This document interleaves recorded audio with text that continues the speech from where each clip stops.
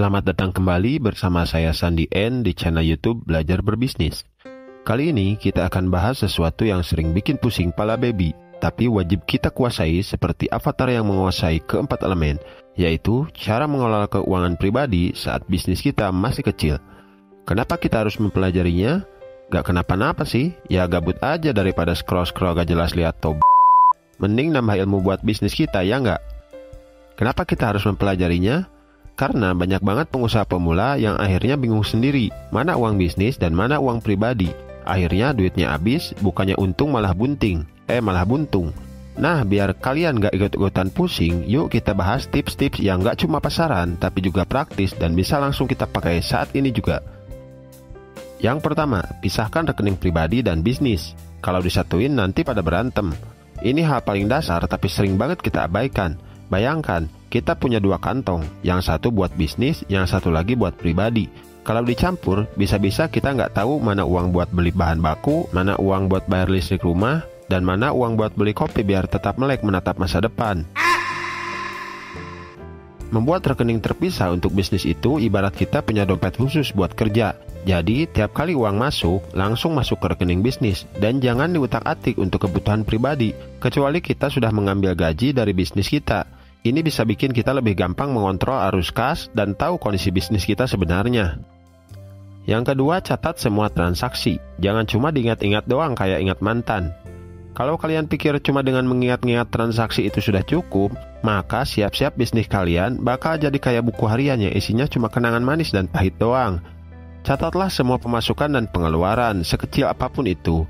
Bisa pakai buku catatan, Excel, atau aplikasi keuangan yang sekarang banyak banget dan gratis. Dengan catatan rapi, kita bisa tahu kemana uang kita pergi, mana yang boros, dan kapan harus lebih hemat. Plus, ini juga bikin kita nggak gampang lupa bayar tagihan. Jadi, kita nggak kena denda yang bikin kantong kita bolong. Yang berikutnya, buat anggaran bulanan. Jangan sampai gaji kita habis gara-gara keseringan jajan es kopi kekinian. Buat anggaran itu ibarat bikin peta perjalanan. Kita akan tahu berapa uang yang masuk, berapa banyak uang yang harus keluar, dan berapa banyak uang yang harus disimpan. Jangan sampai gaji kita habis cuma buat jajan es kopi kekinian yang rasanya enak tapi tahu-tahu duit kita habis. Sisihkan dulu buat kebutuhan pokok, bayar tagihan, dan modal bisnis. Sisanya baru buat kebutuhan pribadi dan hiburan. Kalau bisa, sisihkan juga sedikit buat tabungan darurat. Ingat, bisnis itu ibarat tanaman. Butuh disiram terus supaya tumbuh, jangan cuma dipetik buahnya doang. Yang berikutnya, jangan pakai uang bisnis buat beli barang pribadi. Ini jebakan klasik. Kadang pengusaha kecil suka tergoda pakai uang bisnis buat beli barang pribadi, entah itu baju baru, gadget, atau untuk dipakai jalan-jalan. Padahal kalau kebiasaan ini dilakukan terus-terusan, kita akan bingung sendiri. Ini bisnis sebenarnya untung apa enggak? Kalau mau ambil uang dari bisnis, buatlah gaji atau dividen yang jelas setiap bulan. Jadi kita tahu batasannya dan gak asal comot uang seenaknya. Ingat, bisnis itu bukan ATM pribadi. Yang berikutnya, manfaatkan teknologi. Jangan malu pakai aplikasi pembukuan yang bisa bikin hidupmu lebih mudah. Zaman sekarang, mengatur keuangan gak harus ribet.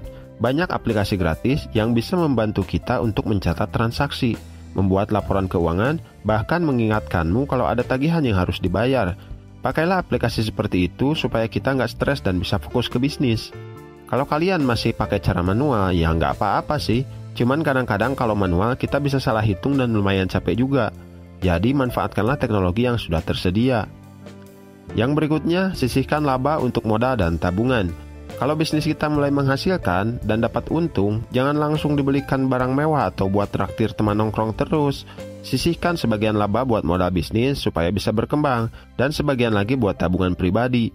Ingat, bisnis itu butuh modal terus supaya bisa tumbuh. Kalau kita boros, bisa-bisa bisnis kita stagnan atau bahkan mengalami kebangkrutan. Jadi, bijaklah dalam menggunakan keuntungan perusahaan. Yang terakhir, evaluasi keuangan secara rutin. Setiap bulan atau minimal setiap 3 bulan, luangkan waktu untuk melihat lagi catatan keuangan perusahaan kita. Evaluasi apa yang sudah berjalan dengan baik dan apa yang perlu diperbaiki. Ini penting supaya kita bisa mengambil keputusan yang tepat. Misalnya kapan harus investasi, kapan harus hemat, atau kapan harus cari tambahan modal. Kalau kita nggak melakukan evaluasi, sama saja kita jalan di tempat tanpa tahu arah. Ingat, bisnis itu perjalanan, bukan lomba lari sprint. Nah, itu dia teman-teman tips mengelola keuangan pribadi saat bisnis kita masih kecil, yang bisa kalian langsung praktekkan saat ini juga. Ingat, kunci utama supaya bisnis dan keuangan pribadimu sehat adalah disiplin dan konsisten. Kalau kalian suka video ini, jangan lupa klik like, share ke teman-teman yang juga lagi berjuang di dunia bisnis, dan subscribe supaya kalian gak ketinggalan tips bisnis yang seru dan bermanfaat. Kalau kalian punya cerita lucu atau pengalaman unik soal mengatur keuangan bisnis dan pribadi, tulis di kolom komentar ya. Terima kasih telah menonton video ini sampai habis. Saya doakan buat kalian yang sedang menjalankan usaha dan juga buat kalian yang baru akan memulai sebuah usaha, semoga diberikan kesuksesan, kemudahan, kelancaran, dan senantiasa diberikan kesehatan. Sampai jumpa di video selanjutnya.